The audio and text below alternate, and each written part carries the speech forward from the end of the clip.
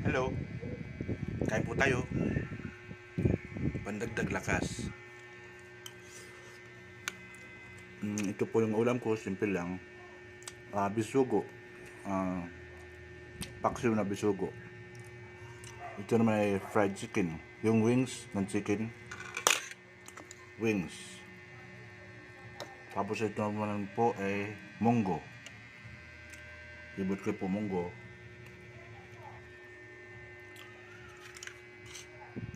So ngayon po hindi umaga ngayon. Kasi di ba pag gabi kailangan natin ng diet. Dahil naman tutulog lang naman. Samantalang umaga, kailangan mas hibing kakainin mo, mas marami. Kasi marami kang gagawin. Pero ito sa akin naman ay ano lang, tikim-tikim lang. Tikim-tikim. Kasi alam mo naman may tindahan. Minsan lang kayo magsabay pagkain. Kaya laging alone. Yun lang guys.